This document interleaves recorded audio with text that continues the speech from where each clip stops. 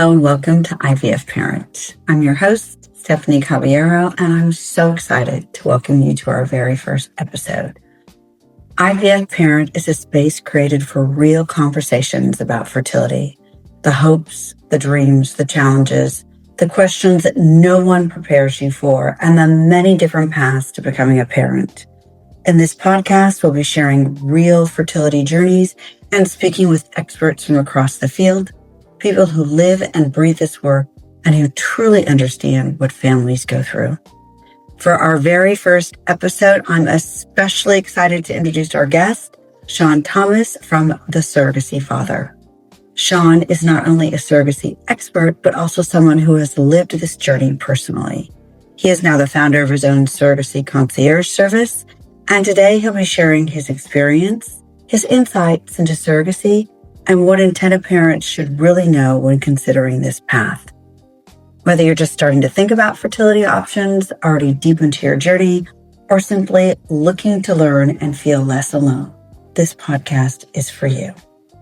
So take a breath, get comfortable, and let's begin this conversation together. Welcome to IVF Parent. So I'm Shaun Thomas. I'm the founder of... Is that two first names? Yeah, exactly. Just to confuse people. Right. I get Thomas a bit as well, so I'm fine. Roll with anything. Yeah. I'm a gay dad with 3 children through egg donation and surrogacy. I'm a pharmacist by background, and I'm an author and founder of the Surrogacy Father. So it all started for us quite a few years ago. Yeah. We knew we always wanted to have children.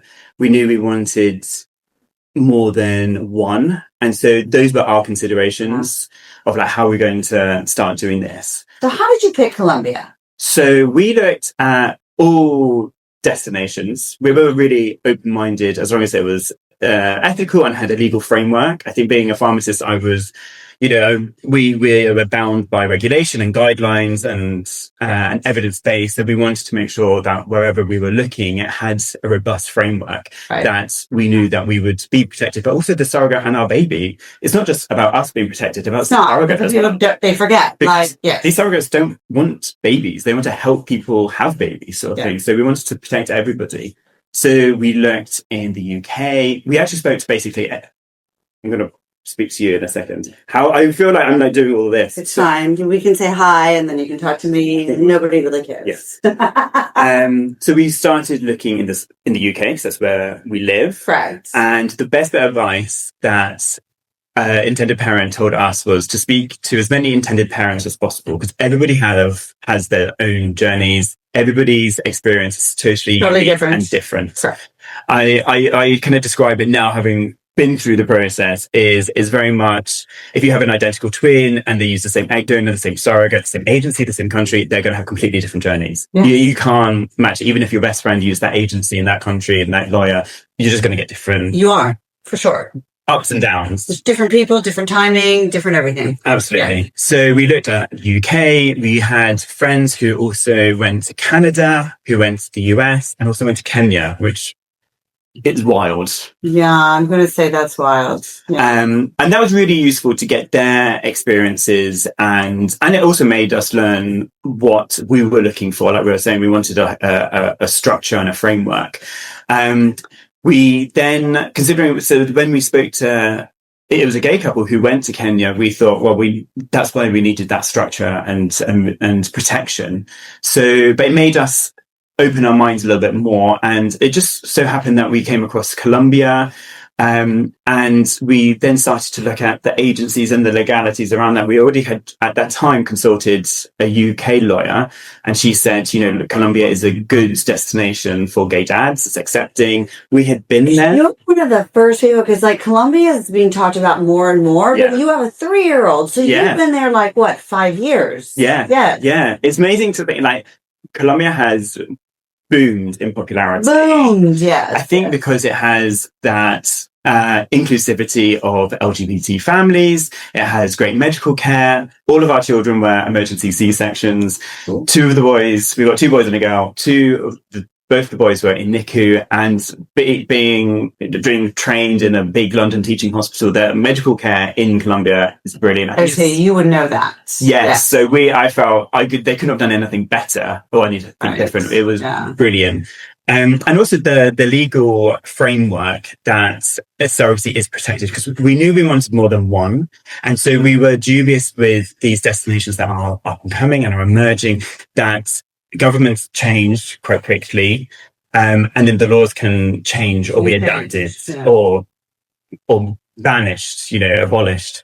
So we knew we wanted a country that had stability. Because look what happened. India, it got abolished. Thailand, same thing, blew up. Even for a time, Mexico was like... Yeah. And it just takes like that bad case, that those maybe like inconsiderate intended parents, maybe that will change that landscape of a destination. So we were conscious that we wanted a destination that had good structure.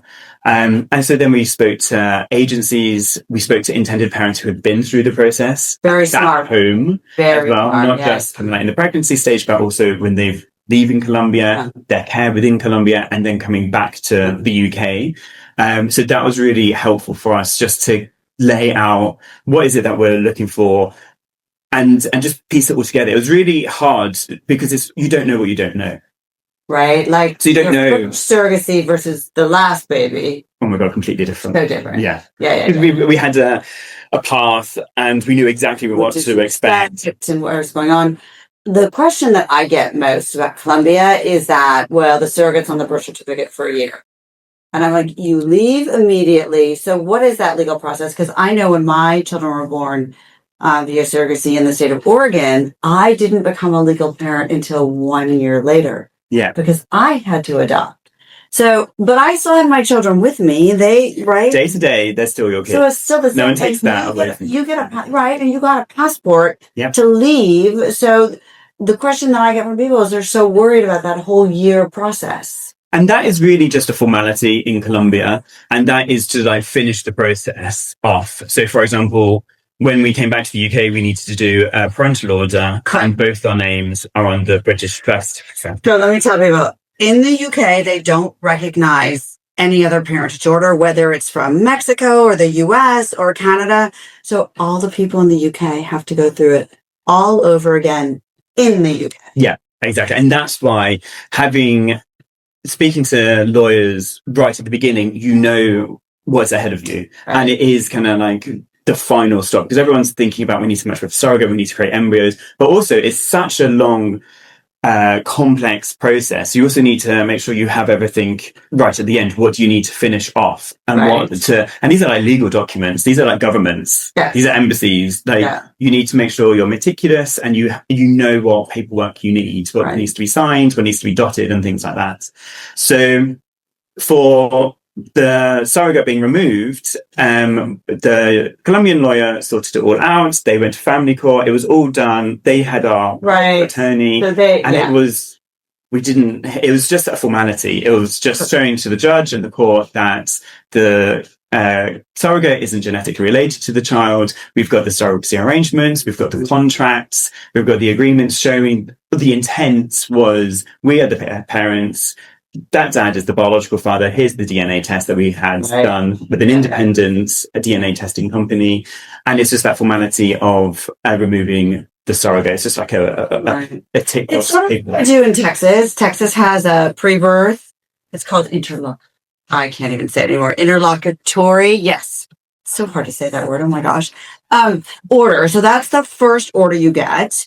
And then we have to do a process in my office to do the post-birth with the name. That's probably what your attorney did in Colombia. Birth date, name, place of birth. Yeah. But my office does this. Like my clients are over there with their baby. They never see this order. Yeah. They never see You're busy enough. You're just getting on. You're getting on. Being first-time parents, sleepless nights, changing nappies, diapers, feeding everything. That doesn't even come into your thoughts, because especially you have to work with a great agency and great people, and that's what you need, a good team around you.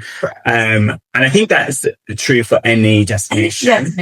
And I think it's more so that with Mexico and Colombia, there's some great service providers and there's more bad actors, and you just want to stay away from those bad actors.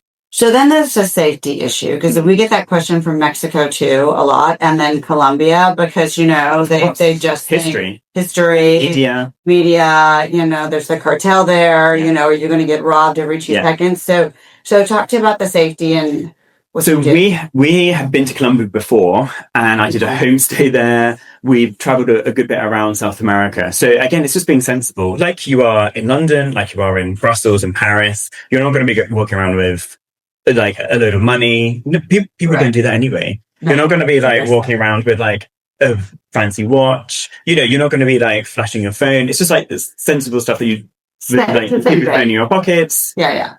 You don't go to parks late at night in the dark. Well, and then you think about like Central Park. Yeah, exactly. Or Central Park. I'm not going to do that. You're just being sensible. You're just being sensible. Yeah. Right? And then if you work with the right agency, they're going to guide you. The clinic is going to guide you. Right. And do they have any like a concierge service where car service, they pick you up, they keep you safe? Yeah.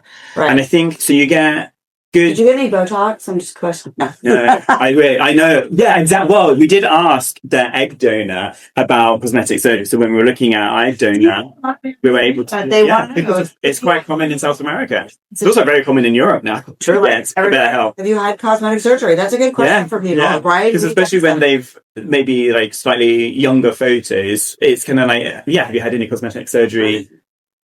So then you know that the nose might not be the nose you're looking at. Yeah.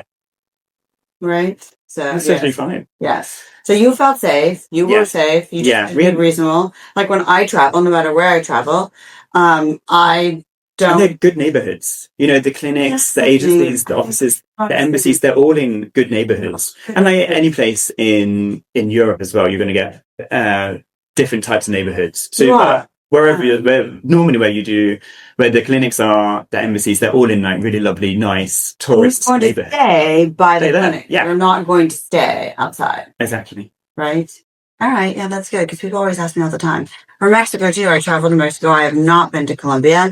And people say, "Oh, aren't you worried in Mexico?"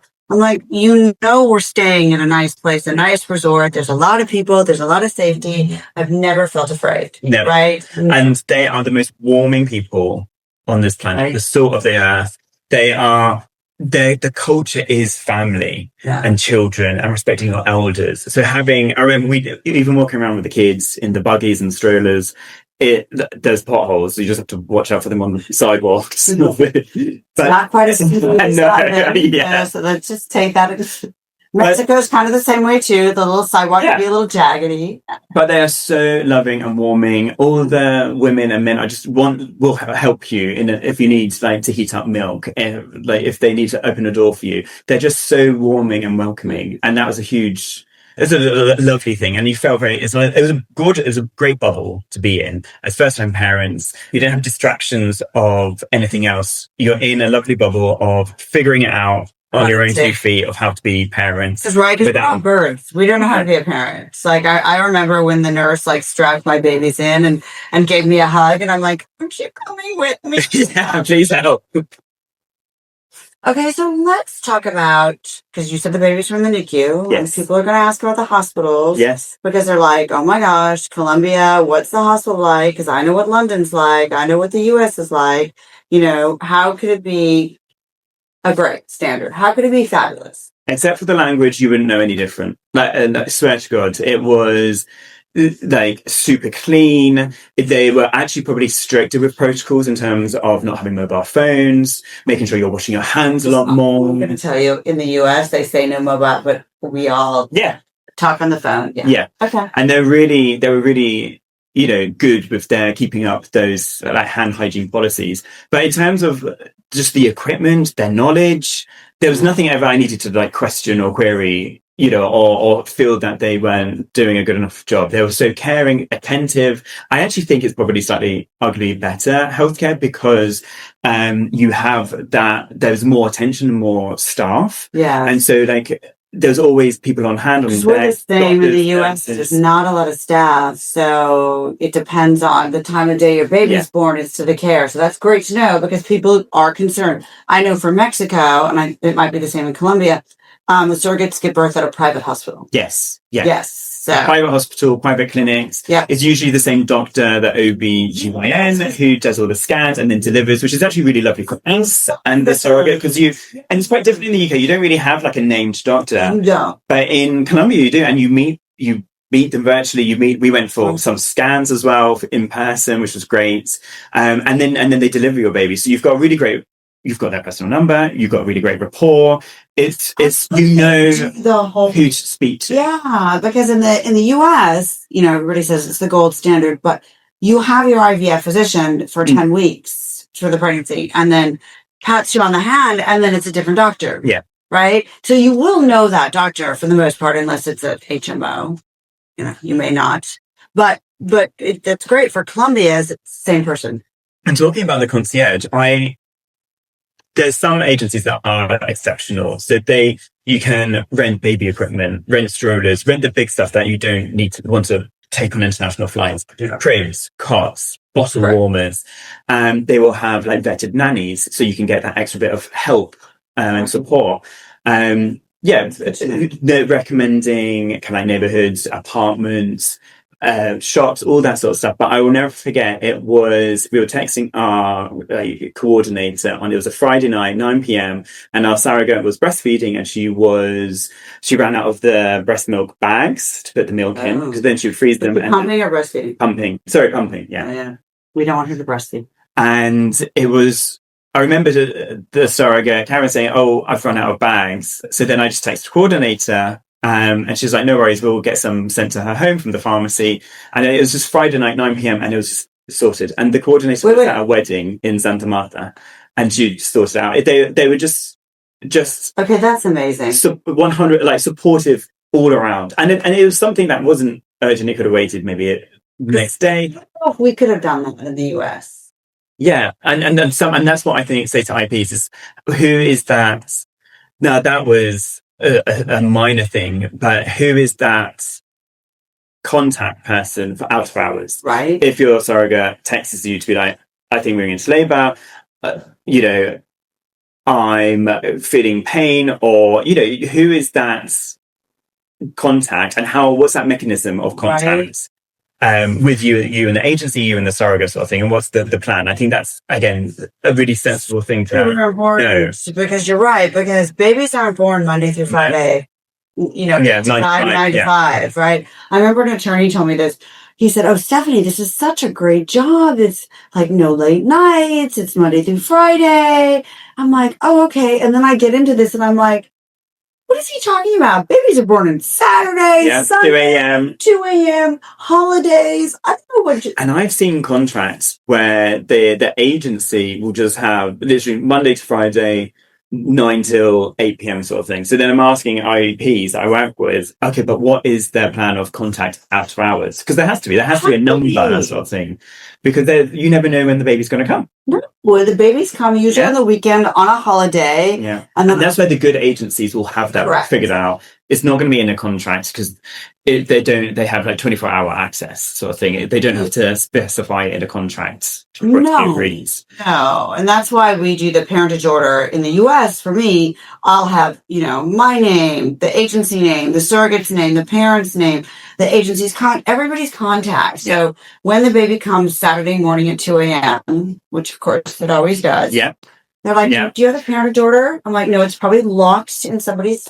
And agencies will have hospital bag for baby prepared, hospital bag for surrogate prepared. So at least that's one thing on the tick box list that's done. And actually that's really great. They've got nappies, change of clothes, wipes, pacifiers. They've just hats, gloves, like all the things that are essentials. And they've taken care of the new dad. I mean, you're a pharmacist, so that's probably different. But like the gloves, because the little babies, their nails, their nails, and they scratch their face, and then So the little, and of course you're gonna buy lovely little embroidered blankets that they wear once 2 minutes. Yeah. But it's just having that essential, because again, you could be on your flight, the baby could come just a week or two early, and it's just about being prepared. It's trying to reduce, because your babies came early. Yes, they came early, but we were there. in the country. So we were there actually at our appointment, and Karen was induced, and then similar for Diana, and similar for Jenny as well. So we were lucky. We were in the country, in the city. We were just waiting. Waiting. And I was talking to another dad today about just the emotions. The 2-week wait, he's got a transfer in a week's time, and he was like, "How do you process that?" And I was like, "You just take each day at a time. Each day, each moment. You can, but try not to overthink it. You cannot. What about if this happens? If that happens? If the egg splits? If it doesn't take? I've only got one embryo left. There's so much that you can just run away with and get anxious, overwhelmed, but it's just taking it slow day by day. And it was that moment waiting for that phone to call to say the baby's here or the baby's coming. And it's just that waiting around, knowing that I'm going to bed now. Am I going to get up in like an hour? So I think that's a great way, and I think that's a great way to end, because there's so much in this process, as you know, and you can think about like that dad to be who's like, oh my gosh, what of this, what of that, what of this. I mean, there's a million and one things that can happen, so you just have to take it day by day, moment by moment. Let's get our embryos, find out where to go first of all. Build a team. Yeah. See, you built a team. Yeah. I had a team, but we figured it out, and that was the thing. That this is why I do the Surrogacy Father, because I'm able to help people build their teams. For us, it was clawing in the dark sort of thing, and trying to uncover more information and trying to decipher what's that mean. So it took a lot longer, and you're always questioning yourself and like second guessing. How can we trust them? Is that right? What are the questions we need to ask? Yeah. Right? I always tell my intended parents, I say, listen, you get as much information as you can. Then you pick your donor. You get, if you have to use a donor, but a lot of people do, you get your embryos, you get your surrogate, you do the best you can, and then you jump. Yeah, exactly. There's something that pushes you off the end of the plank and to get you going. And I think for us, we were just like, COVID was, you're reevaluating your lives. It's like, okay, well, we're talking about kids. We keep talking. How do we do this? What are the practicalities of having a child in our arms? What do we need to? And that was our push moment. It's like, how are we going to do this? Let's try and figure it out. And it was kind of like that clawing around, trying to piece it all together, talking to as many people as possible. And that's why it's so brilliant to have trusted, vetted, high quality, but also people in the industry who are in it for the right reasons. 100%. They've been through surrogacy. You cannot fake heart. Yeah. And you just get that joy of helping others, because we've both been there. We both know what it's like they're going through. What it's like not to, and to go through to get your baby. Yeah. Love you. All right. Thanks. Bye, guys.